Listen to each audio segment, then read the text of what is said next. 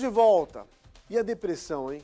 Que já foi até considerada mal do século. No Brasil, pesquisas mostram que essa doença terrível, atinge 10% da população. A deficiência do neurotransmissor, como por exemplo a serotonina, faz muita diferença, provoca reações no organismo, que vai muito além da mudança de humor e até tristeza profunda.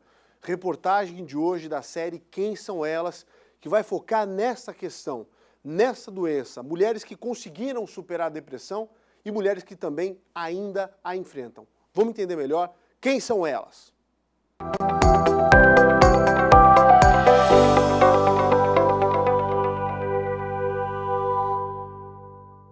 Quem conversa com a Edjane não imagina que ela já passou por uma depressão à distância dos parentes, após o nascimento de 2 dos 4 filhos do casal. E uma diabetes gestacional podem ter sido o gatilho para o desenvolvimento da doença. Eu realmente estava assim, 30 quilos a mais que o meu peso, e aí eu não achava normal eu não ter ânimo para nada. Da hora que acorda, da hora que dorme à noite, não ter ânimo para nada. Porque eu sempre fui uma pessoa, Tata, que encarei a vida pelo lado bom. Se descobrir deprimida, caiu como uma bomba para ela, que sempre foi extrovertida e falante. Mãe de crianças com idade entre 7 e 3 anos, ela ainda fazia faculdade e precisava lidar com a rotina de casa. Quando eu fui para o profissional e fui diagnosticada com depressão, o teu mundo cai, porque a mulher em si, que está nessa coisa do dia a dia, criando filho e tudo, ela não tem autorização para ficar doente. Não tem, a gente não tem tempo para adoecer, a gente não tem permissão de ser frágil. Para uma mãe que está ali no dia a dia, não. Mamãe não está bem, não está, mas a mamãe tem que levantar, a mamãe tem que fazer o café das crianças, a mamãe tem que dar a volta por cima, a mamãe tem que sorrir, tem que brincar no banho, tem que fazer bolha de sabão, entendeu? Então, assim, para a mulher, no dia a dia, é muito difícil essa questão de se permitir admitir a depressão. Desânimo, tristeza e irritabilidade que perduram por 2 semanas ou mais. Eis algumas das características desta doença psiquiátrica e que traz como sinais de alerta a perda do sentido da vida e de prazer com situações do cotidiano, assim como alterações no sono, apetite e peso.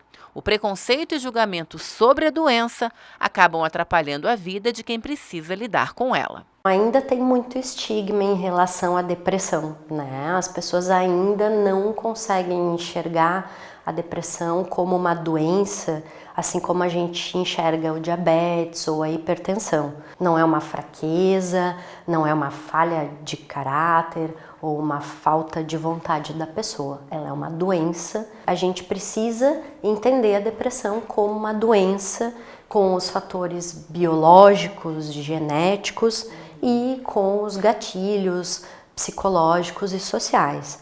A depressão é conhecida como um mal do século e a ciência ainda não conseguiu desvendar o porquê dela atingir, na grande maioria das vezes, nós, as mulheres.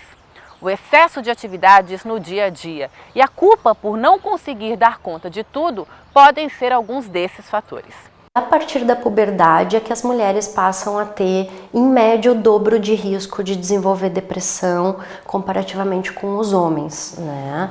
Isso faz com que a gente pense que é possível que tenham fatores hormonais associados, né, ao desenvolvimento da depressão. Tem outros fatores, além dos biológicos, que fazem a gente também refletir sobre uma maior prevalência da depressão nas mulheres, né, que são os fatores psicossociais. Situações de abuso físico ou sexual ou de negligência na infância estão mais relacionados ao desenvolvimento da depressão na adolescência ou na vida adulta. Quem sofre de depressão vê a vida assim, cinza, sem ânimo, sem vontade para fazer nada. Por isso, é muito importante que se tenha uma rede de apoio para poder se enxergar doente e também de ajuda psicológica para poder se tratar e voltar a ter ânimo pela vida. Uma coisa fundamental é acolher a dor desse ser humano, né? Então, assim, ela faz parte de uma família, de uma rede de amigos e ela precisa se sentir pertencida a esse lugar, né? Quando nós passamos por uma situação difícil, a gente precisa desse olhar de compreensão sem questionamentos. A ajuda de quem vê a situação de fora é fundamental e a cautela faz parte do processo de cuidados e acolhimento. Para Edjane, foi o estalo de que havia alguma coisa de errado que a fez se enxergar para sair do que estava vivendo. Eu entendi que, como o Mário Quintana diz, um pensamento sobre a vida eu posso resumir em 2 palavras. Ela segue.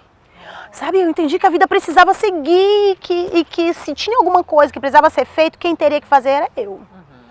Então eu busquei a medicação e tudo, exercício físico e, fundamental, eu tive que me ver como pessoa de direito dentro da minha família. A casa existe, a demanda existe, as crianças existem, mas eu também preciso existir, sabe?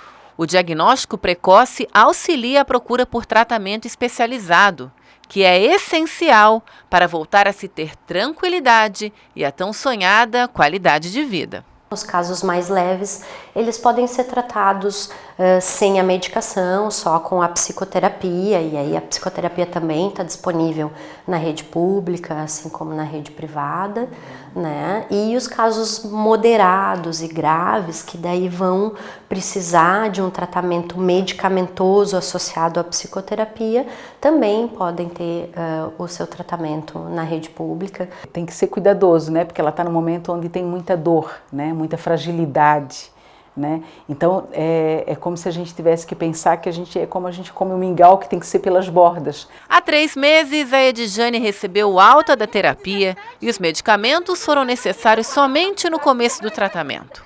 Com o bom humor de quem já passou pela tempestade, ela aproveita a calmaria e deixa um recado para quem está vivendo o que ela passou. Se ame, se perceba nessa vida, sabe? Tome a rédea da sua vida e lhe dê espaço. Se cuide. O que precisa ser feito por você, só você pode fazer. Ninguém vai poder fazer a sua parte. Reaja e beijo. Querida! Arrasou!